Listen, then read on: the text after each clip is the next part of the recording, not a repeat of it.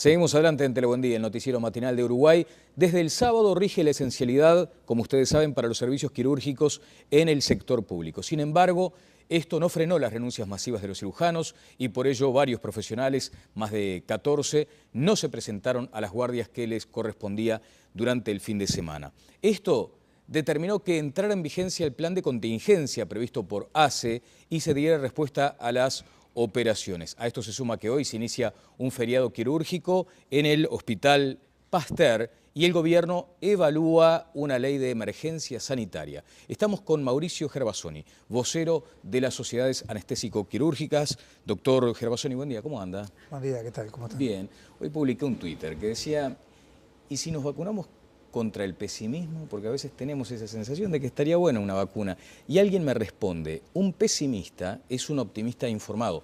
Frase con la que no concuerdo, que responderé oportunamente cuando termine la entrevista, por esa sensación, ¿no?, de que a veces hay que tener una actitud positiva. ¿Usted es optimista o pesimista en el curso de este conflicto? Bueno, es una pregunta difícil. La verdad que por un lado tenemos elementos para pensar de forma pesimista y por otro lado tenemos esperanza y optimismo. Pesimismo porque la verdad es que esto está llegando a unas repercusiones que no las esperábamos de esta manera, esta reacción del Repercusiones gobierno. y reacciones del gobierno. Exacto. ¿También de la gente, de la sociedad en su conjunto, doctor? No, usted puede comprobarlo que la sociedad en su conjunto en realidad tiene una actitud más bien expectante de qué está pasando con esto. Y francamente estamos muy contentos con ustedes, con su programa, para darnos la oportunidad de explicar cómo se llega a esta situación. A ese punto quería ir, porque después tengo para compartir algunas declaraciones de la presidenta de ACE y también del ministro de Trabajo. ¿Cuál es el origen, la génesis de este tema? Bueno, mire, la génesis de este tema, voy a tratar de ser breve, pero arranca a fines del siglo pasado, cuando no podían ingresar más funcionarios públicos a la administración. Entonces se utilizó un sistema de contratos de arrendamiento de servicio para cubrir esas necesidades de recursos humanos, con la condición de que fueran transitorios. Contratos de arrendamiento que tenían que ver con las comisiones de apoyo. Exactamente, con la comisión de apoyo de ACE concretamente en este caso. El tema es que eso no solo se mantuvo, sino que fue aumentando y entramos en lo que se llama una precariedad laboral. O sea, no entraban por la puerta, pero sí por la ventana, por decirlo de alguna manera. Entraban por la ventana, y eso es trabajo en negro, es trabajo ilegal, al tal punto que eso fue investigado por el Ministerio de Trabajo y Seguridad Social, a pedido del Ministerio de Salud Pública, mientras Olesker era ministro. Y ahí hay un dictamen del Ministerio de Trabajo que es tan importante que dio motivo a un libro que está publicado y en la biblioteca del Ministerio de Trabajo, donde de forma categórica se llega a la conclusión de que sí, que efectivamente estamos trabajando en negro, de que somos trabajadores en relación de dependencia de derecho privado y de que por supuesto nos corresponden todos los beneficios laborales y los aportes al BPS que no se están haciendo al día de hoy. Ustedes denuncian esa precariedad sobre todo. Nosotros denunciamos eso. Ahora, esto toma nota el gobierno, y durante el gobierno del Frente Amplio, y en el 2008 ACE, junto a todas las gremiales, firma un documento que se llama el famoso Acuerdo 2008 de ACE, FEMI, SAC y SMU, donde se compromete en un plazo de 2 años, hasta 2010 entonces, a eliminar esa precariedad laboral a través de 2 formas, de presupuestación o de reconocimiento de la relación de derecho laboral encubierta y pago de todos los beneficios laborales y los aportes del BPS. Entonces esto empieza hace mucho tiempo, pero hay un acuerdo, una voluntad explícita en 2008, del cual nosotros quedamos muy contentos con todo eso. El problema es que el plazo de cumplimiento terminaba a mediados de 2010 y no se hizo nada. Ahí empiezan nuestros reclamos. Sí. Empiezan nuestros reclamos, en reuniones, en cartas por escrito, que las tengo aquí, se las puedo alcanzar, a la presidencia de ACE, en la cual las respuestas han sido o nada o muy poca cosa. La verdad que se avanzó muy poco, en la presupuestación prácticamente nada, y con gruesos errores como pérdida del salario líquido. Y lo último que termina complicando las cosas es que, bueno, nosotros empezamos a reclamar el cumplimiento del acuerdo, no nos contestan, y por último ACE dice que va a ofrecer exclusivamente la presupuestación y no va a reconocer la otra vía de derecho privado, que es bajo lo que se rige la Comisión de Apoyo. Correcto. Doctor, a usted le constará seguramente que en el imaginario colectivo, usted decía hoy que entienden que la sociedad está expectante respecto a la dilucidación de este conflicto. Sin embargo, le constará también que siempre hubo como una sensación en el imaginario popular de que los anestesistas ganan mucho dinero, de que los reclamos casi que no se justifican en función de los ingresos que perciben. ¿Qué responde a eso? Bueno, en primer lugar quiero responderle, por ejemplo, que en este cargo que estamos hablando, que nos compete en cuestión, el cargo completo de cirujano de guardia, que tan esencial es esa función tan vital y tan importante, llega más o menos a unos 24 o 26 mil pesos nominales, a lo cual hay que contarle el IRPF. No me parece que sea una fortuna para un trabajo tan sofisticado. Desde ya, no es dedicación exclusiva de cualquier modo. O sea, pueden trabajar en otras áreas. Por supuesto, pueden trabajar en otras áreas. Correcto. Allí está ese punto. Digamos, 25.000 pesos no es un ingreso para una actividad además tan importante, pero si se complementa con otras actividades. Muchas veces se habla también del médico que va como de mochilero de un lado para otro. Sí, eso es verdad, es lamentable. Es el famoso multiempleo al que estamos sometidos.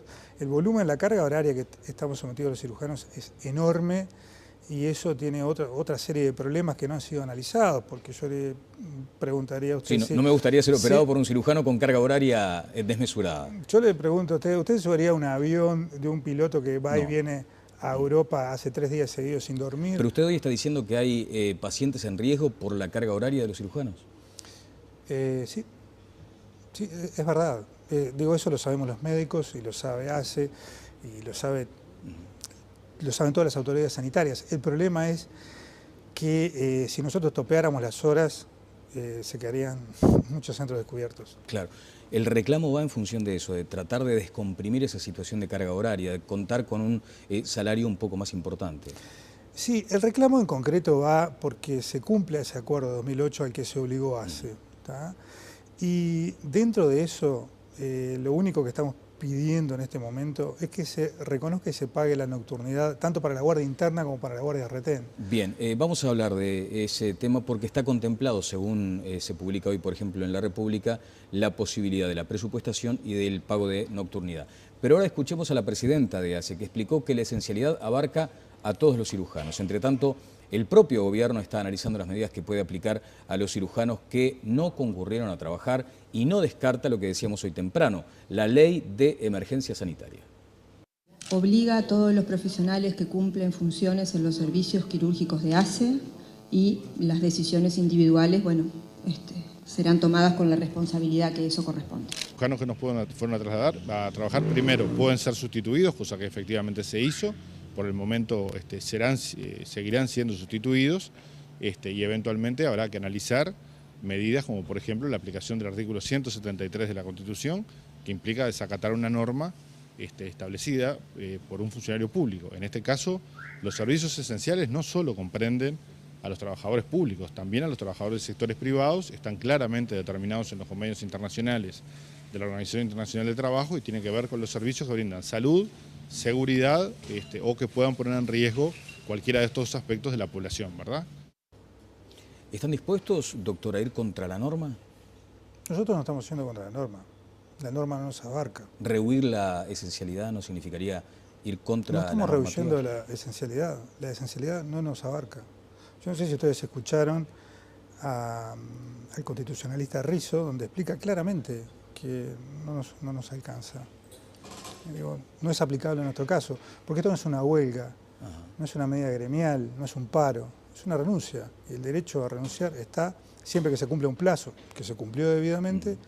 Por lo tanto, digo, no nos alcanza. Digo, no es una interpretación personal, es una interpretación jurídica en base a lo que dice nuestra Constitución y lo que amparan las normas internacionales. Correcto. Doctor, es comprensible que haya gente que entienda que hay acá un eufemismo o que se apele a la consideración casi que exclusivamente jurídica y que haya un chicaneo, digamos, de terminología que termina perjudicando al que necesita operarse. Porque durante el fin de semana no se realizan operaciones, eso es bastante conocido, más allá de las situaciones de emergencia, pero hoy va a empezar una situación complicada. Hay operaciones programadas y usted dice, nosotros no estamos involucrados en esta declaratoria de esencialidad. Parece que esa puja va a dejar de rehén nuevamente al que está enfermo y necesita operarse. Sí. Es lamentable, a nosotros nos preocupa muchísimo, pero la responsabilidad de llegar a estas situaciones es de ACE. Nosotros hemos agotado todas las instancias de negociación a lo largo de años, como les decía anteriormente. Le mandamos cartas a la presidencia de ACE a fines del 2011, ahora durante 2012, que ni siquiera se dignaron a contestar. Y hay un abuso de parte de ACE en cuanto a esa ética del médico de asistir a los pacientes. ¿Qué pasa? Como usted está obligado éticamente a asistir a los pacientes, sus reclamos no los toma en cuenta. Total, usted va a seguir asistiendo.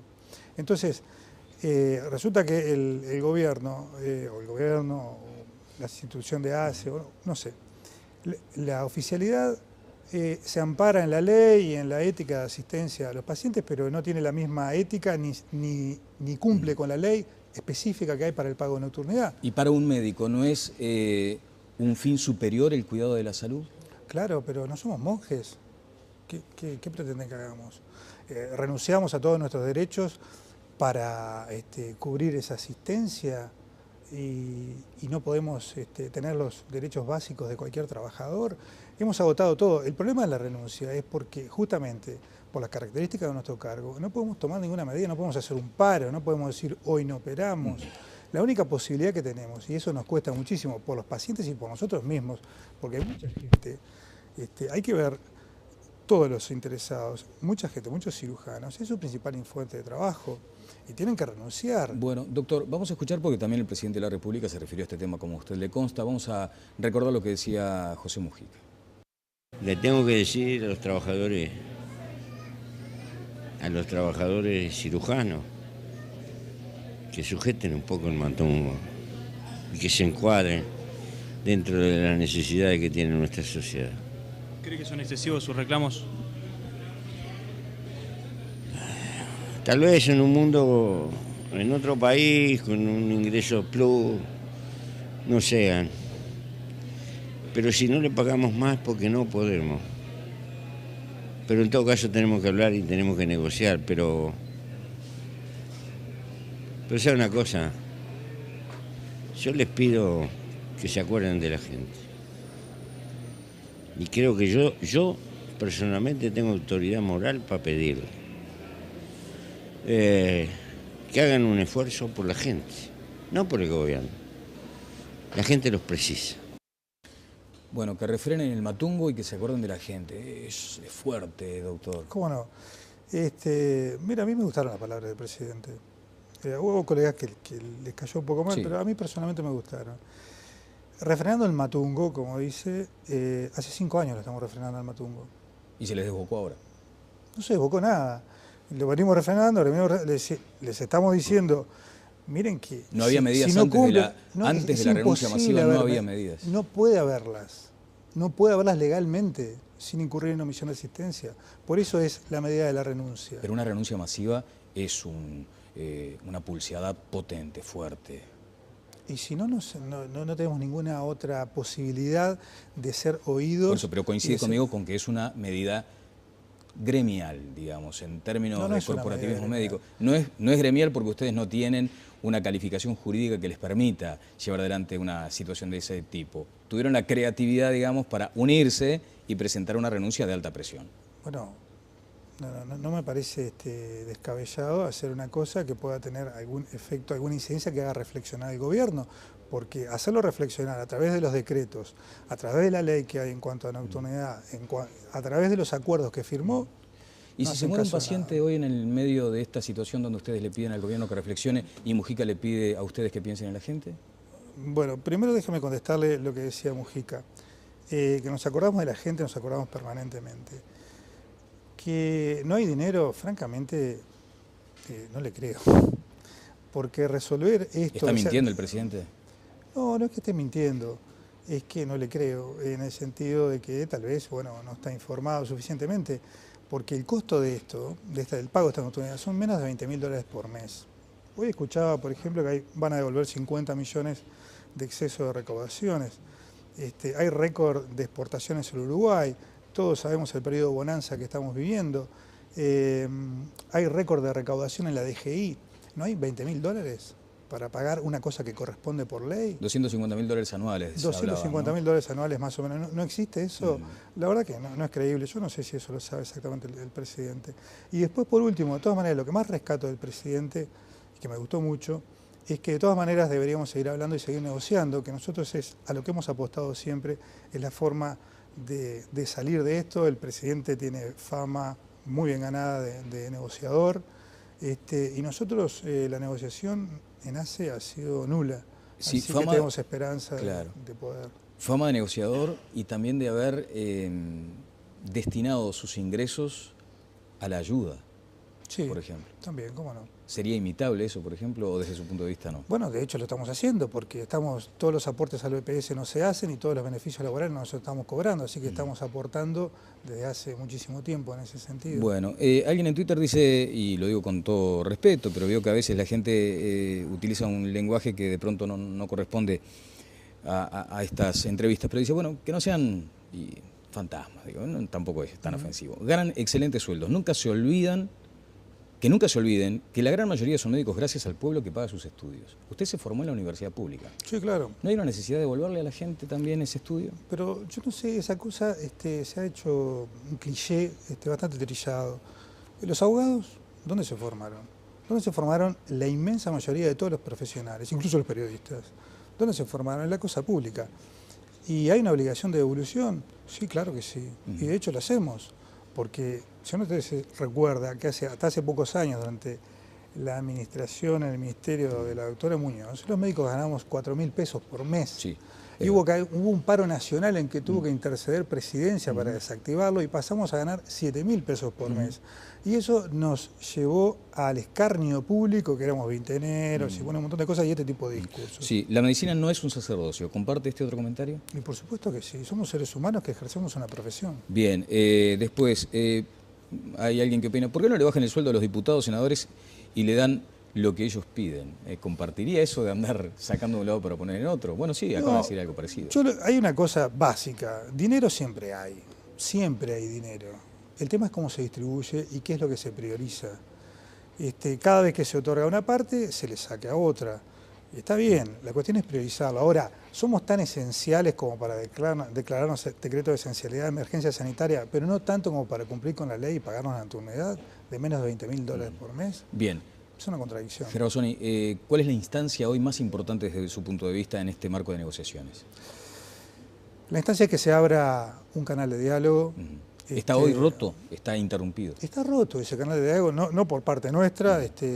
Ha cerrado las puertas en ese sentido y bueno, creo que esto se soluciona dialogando y negociando, tal como dijo el presidente. Bueno, en el cierre quiero mostrarle la tapa de La República, que refiere a declaraciones del señor ministro de Trabajo y Seguridad Social, Eduardo Brenta. Iremos hasta las últimas consecuencias, dice como titular entrecomillado, aludiendo a declaraciones del ministro. Manifestó que bueno, el conflicto de los médicos ya está contemplado en la rendición de cuentas y allí plantea justamente su presupuestación y el pago por nocturnidad. O sea, esto que ustedes reclaman ya estaría integrado a ese paquete del ajuste presupuestal. Bien. Dos cosas del ministro Brenta. La otra vez decía que estaban dispuestos a todo. Bueno, si están dispuestos a todo, que paguen la nocturnidad. O sea, que están dispuestos a todo, que paguen la nocturnidad. Insisto sobre el punto. Y en cuanto a esto otro, la nocturnidad de la presupuestación también está mal informado. La presupuestación soluciona una parte de los médicos en cuanto a regularización laboral. Claro, evitar la precariedad de la que hablábamos temprano. Exactamente, es una parte, porque había otro mecanismo en el cual se obligan en ese acuerdo, que es el reconocimiento de la relación laboral de dependencia bajo derecho privado y el pago de todos los beneficios laborales.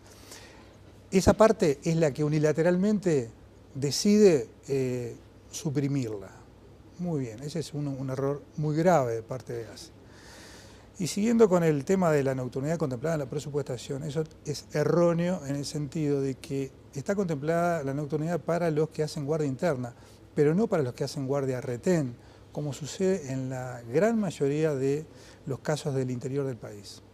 Bueno, yo le quiero agradecer estos minutos y ojalá que antes del mediodía tengamos una información respecto a la apertura de un diálogo porque, como usted comprenderá, hay mucha angustia en aquellas personas que ya tenían programadas o que iban a programar sus intervenciones. Muy amable, doctor. Por supuesto, muchas gracias y gracias por la oportunidad de explicar algo. Bueno, muchísimas gracias. Y por otro lado tenemos esperanza y optimismo. Pesimismo porque la verdad es que esto está llegando a unas repercusiones